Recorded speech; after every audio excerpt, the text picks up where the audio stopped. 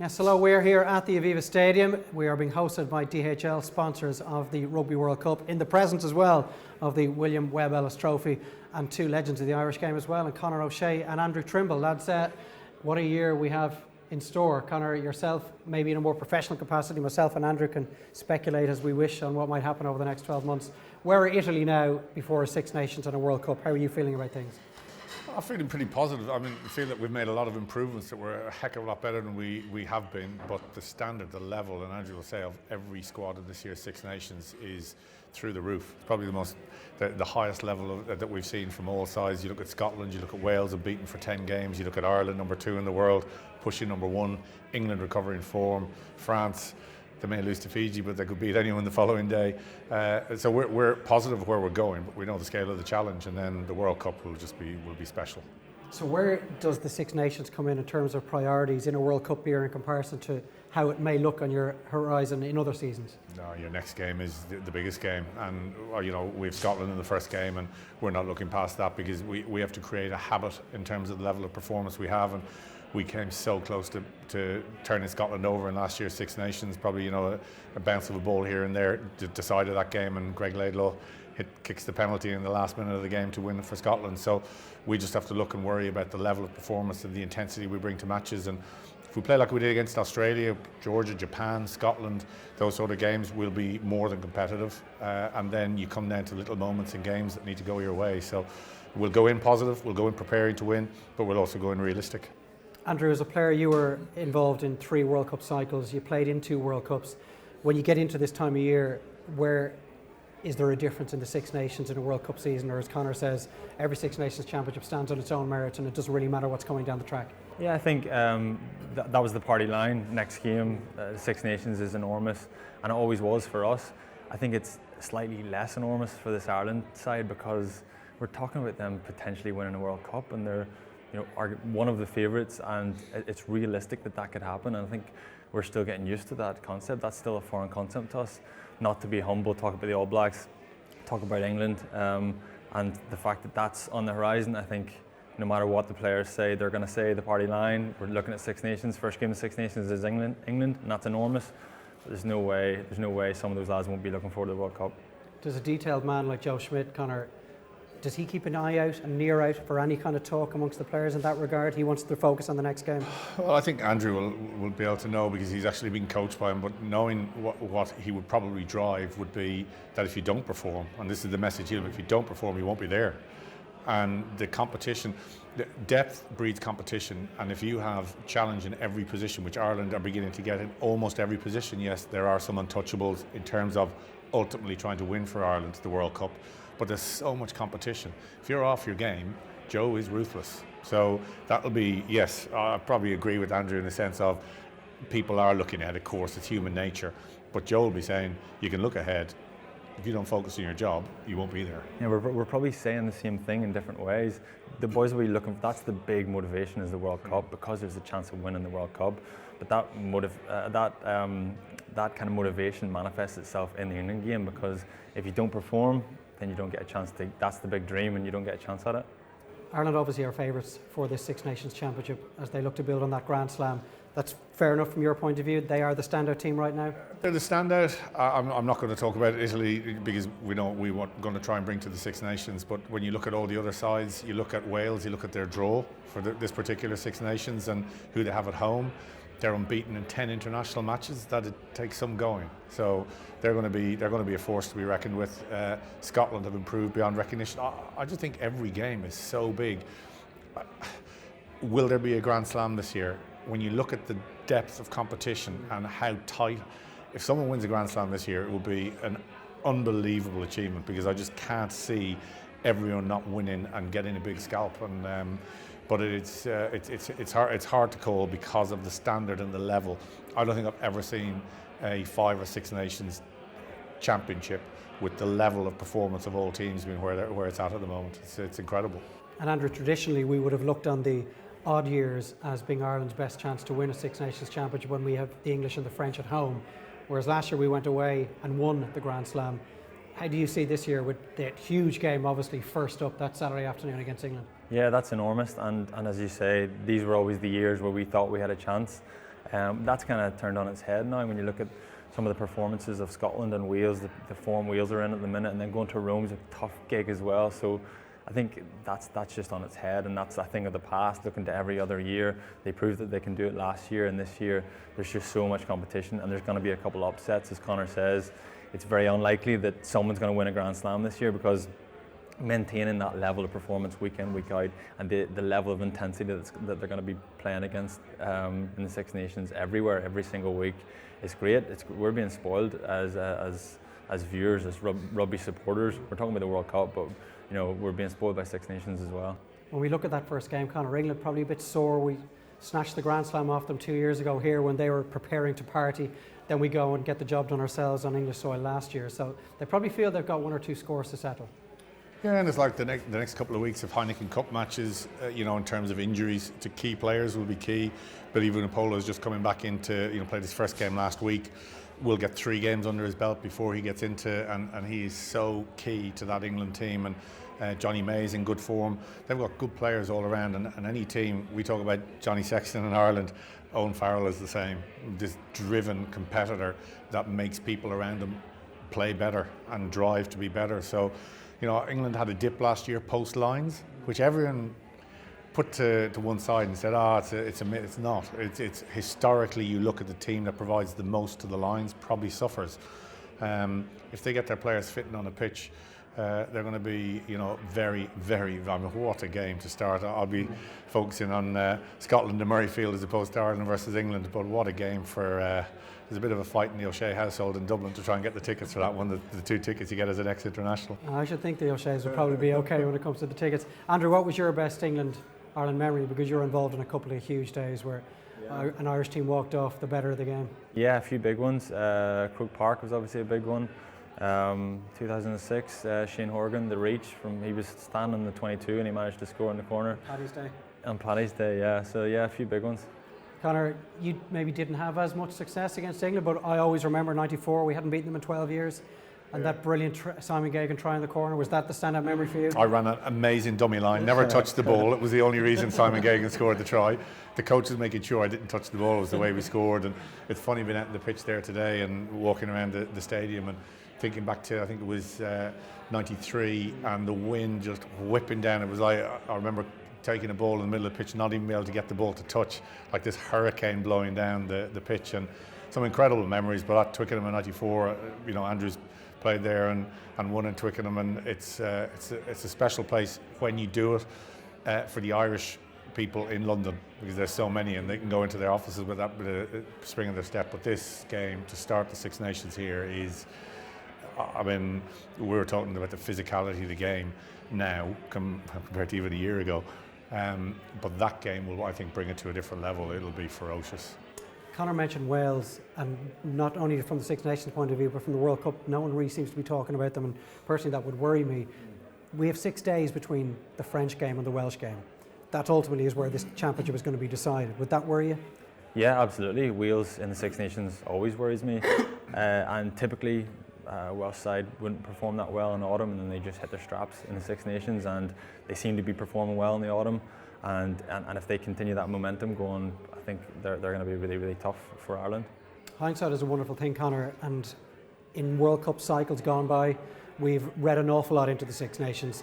Ireland only need to look at what happened in 2007 to realise that often there's absolutely no correlation between the two. From your experience, can you draw any conclusions from a Six Nations championship heading into a World Cup? Well, yes, but the biggest thing in sport is getting your best players on the pitch, and Ireland have unrivaled depth than in their history, but there are still some people that, I'm not talking about winning the matches to get to probably a semi-final in this, but if Ireland are going to win, that they want their untouchables on the pitch in the big games. Yes, we have depth, but you want Johnny Sexton, you want Conor Murray, you want those guys, your Peter O'Mahony's, your Rory Best, and Rory Best, not alone is he playing great rugby at the end of his career, he's glue in that team, and you want them on the pitch, like in Ireland 4 years ago. You watched that French game, everyone went mad, brilliant win, but I was looking at it going, we've lost O'Connell, we lost the guys who were actually going to win the tournament for us. That's going to be the look that you needed. We get our best team on the pitch, we beat Ireland this time, not Italy. anything is possible. And my dream is we're seeing Ireland in the quarter-final in the World Cup, and it's Italy that's playing them. Yeah, look, that's the way it's looking, isn't it? If you guys could pull off a shock against South Africa or New Zealand, really what we need, Andrew, is DHL to package up Tyke Furlong, Conor Murray and Johnny Sexton, parcel them off for 6 or 7 months and bring them out fresh for the World Cup, because as much as we have improved on the depth that was not there in that Argentina quarter-final, we are still 2 or 3 bad injuries away from having a real problem, aren't we? I don't know if we are, because we beat the All Blacks without Murray. Sexton's obviously the one. If you lose Sexton, as Leinster are going to probably learn this weekend, then they have to dig deep, and it's a big ask for whoever comes in there. But yeah, I think we're almost getting a little bit smug with our mind, the strength and depth in Ireland, and it's a really luxurious place to be. And I actually thought you were going to say there, why don't we just parcel the boys up, keep them fresh for the knockout stages in the World Cup, and then keep them safe for the semi-final. But it's at that stage you bring guys in, and there's so much strength and guys coming in and pushing them, and I think that's going to enhance the performance of the first liners as well. And you look at Scotland in the pool for Ireland. You look at Samoa in a World Cup are different. Full stop, they're different because all their players become available. They get preparation time like they've never got prepared before. I'm not saying Ireland don't win and win comfortably, but they'll be given a physical test, and it's how you get through these. And tournaments is not like the Six Nations at 2. It's a week off. You can plan, you can phase. This is, for us, we play 2 games in 4 days at the start. It's not like any normal competition. So the attrition rate, the mental state, how you get yourself, completely different. So it's just a brilliant year. I love rugby. I mean, it'd be sometimes nice to maybe sitting down with Andrew and having a look at it and enjoying it with a beer. But for anyone out there who just loves rugby, the Six Nations will be incredible. The World Cup will be very, very special. We talk about the pool stages so rarely, Andrew. We are almost, as you say, bringing a certain level of smugness into this World Cup that we're guaranteed a place in the quarterfinals. Is it a good thing or a bad thing that on paper the 2 toughest tests, the Scots and the Japanese, are first up, that we need to be ready from the opening game, not like 07 where we had Namibia and Georgia? We never really warmed to the task, but that would have been the thought process at the time. Yeah, I think so. Yeah, 07 is a good example of that. Kind of just building up and just waiting for something to happen that never actually happened. But I think this Ireland side we've been like typically Irish and humble and kind of self-deprecating and deprecating, and we've kind of just said, oh no, but the All Blacks are the All Blacks and England will come good, and we kind of talk about how that's going to be the case. But then Ireland went to Twickenham, hammered them out the gate. Then they went to Australia, won a test series over there. Then they beat the All Blacks in Dublin, and eventually we have to go, right, listen, we need to really back this Irish side. We need to have a lot of confidence, and now, not smugness, let's not get carried away, but we need to know they've backed it up so many times now. They're going to do something special at the World Cup if everything goes to plan, and they've mitigated so much risk as well, because guys get injured and it's not the end of the world anymore, and we can cope with that, and that just means we can buy into that confidence even more, I think. But the margins at this level of the game, and you think back to that All Blacks game and out there, and you think of Peter O'Mahony stretching his arm across. You talked about Shane Horgan's arms, stopping a try from a kick through into the corner. You think of Bowden Barrett and a show and go, and he's just dragged by his coattails. And these little margins in the game in terms of the energy and the momentum. So all those great wins, and they are it's an amazing role that Irish rugby is on in these big games, and that's what you're going to look for. How can you work to make those small moments go your way? And that will be the deciding moment. You give the All Blacks energy, you give Scotland energy, they become a different team, and that's what Joe will just be. It's what he's very special at. And I sat down after our game last year and debriefed the game with him in Dublin the day after, and we sat in a coffee shop and asked him, and he's an incredible mind in rugby, and I don't think he'll let this Irish team slip. But the margins at this level are tiny. So it's margins, though. It's margins with the All Blacks. Absolutely. Which is fine. Absolutely. If you're kind of just nip tuck with the All Blacks coming to the last 5 minutes, that would keep all Irish rugby supporters very, very happy. If we get beat by the All Blacks in the final, I think we would take that. But the fact that we go to Twickenham and we were head and shoulders better than them, I just think it shows there's fine margins right at that top level. But I think Ireland, who typically in the past, traditionally, our competitors have been England, France, I just think we're so much better than them. Obviously, we'd love Ireland to be coming back from Japan with this trophy in the autumn, but New Zealand are still the favourites, and they're going for the 3 in a row. seldom have they had their shortcomings exposed so much in the final 12 months of a World Cup cycle. They often go into the tournament on the crest of a wave, and in past World Cups they've fallen down on that, particularly against the French. They've had a year now, haven't they, to figure out what's going wrong, why it's going wrong, and to make those fixes. Yeah, well, arguably then, are Ireland following that pattern that used to be the All Blacks? Now we're going in there a little bit ahead of ourselves, thinking about winning a World Cup, and as Conor says, the margins are so fine, but it probably suits the All Blacks to just be under the radar a little bit. Now, I'm not saying they would have been happy with losing to Ireland in Dublin. Of course not. But there's a time and a place to lose to Ireland in Dublin, isn't there? Yeah, I think so. And there was, in the run-up to that game, there were a few people thinking, from an Irish point of view, a tactical loss might be the end of the world. Just to get under the radar a little bit, not draw too much attention to ourselves. And the All Blacks are in that luxurious position. Now, they don't need the underdogs tag that we needed in the past. Arguably, we don't need it anymore either. But yeah, it's going to be really interesting to see how they cope with that. If it's not New Zealand and it's not Ireland, Conor, who's next in your mind? The trouble is you can take your pick in terms of who could turn up on the day. Wales, you talked about. Australia, everyone writes off and says, look where they are, but you look at the quality of player they have, and when you deal at this level, you deal in such small moments in matches that can just reignite the confidence of a team. You look at South Africa, who will be hoping to, do a surprise like Japan within the pool, but you look at what they're doing and what Rassie Erasmus has done, and you get momentum within a tournament and feel good. So there are the standout teams, the two. I don't think England and Wales are far behind, and it's just making sure that you don't slip up on a banana skin. So Ireland have great plans. I'm not saying Scotland's a banana skin. Lose to Scotland, All Blacks quarter final. Take your pick. Yeah. That's what's going to make it great. Lots of hope. There is no margin for error. Finally, Andrew, once we get through the World Cup in Japan, we then have to start thinking about life after Joe. Once we win the World Cup, then. Right, fair enough. Yeah. Life after Joe will be life with Andy. How do you see it?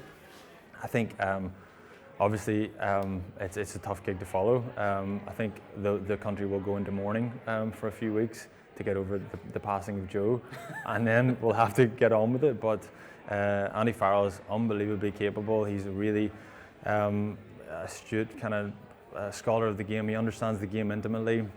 He spent a lot of time with Joe and gleaned a lot of that experience as well. And now, very, very different types of approach, but certainly could be very, very successful. Very capable. If he gets the right team around him, we could kick on from here and win the next World Cup. He's the guy who has to follow the Bob Paisley's, Alex Ferguson's, Mick O'Dwyer's of this world, Conor. It's never an easy job, particularly if his predecessor has just won this thing. It's an easy job if you win, and if you don't win, if you don't have success, everyone says, well, it would have been different under and it's someone has to do it. But I think Andrew's hit the nail. He's someone goes back a long time, or just when you were talking about him there, and I had to go into the England team before Ireland played England in Croke Park all those years ago, and Brian Ashton asked me to speak about the importance of Croke Park, and one player in that room came up to me afterwards after I'd spoken, and I gave them some photocopies from a book that I'd read, and one player came up to ask more, and it was Andy Farrell.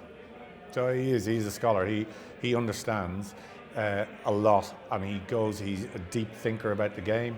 He's unbelievably passionate and a real orator in what he does. But it's different being the boss. It's and he'll have to learn, but you have to start somewhere. So I don't think it's a bit like the boot room. Someone who's worked with Joe going in there and taking over. We'll see what happens. But there's a few months left of Joe yet. Yeah, he's balanced as well. Though he knows the game intimately. He can get the best out of his players. But he's quite laid back as well, and he creates a good environment around the place as well. And that balance, I think, works quite well. Andrew, Conor, thanks so much. We know that DHL will be there. We know Ireland and Italy will be there. Let's hope this trophy's coming back as well in the autumn.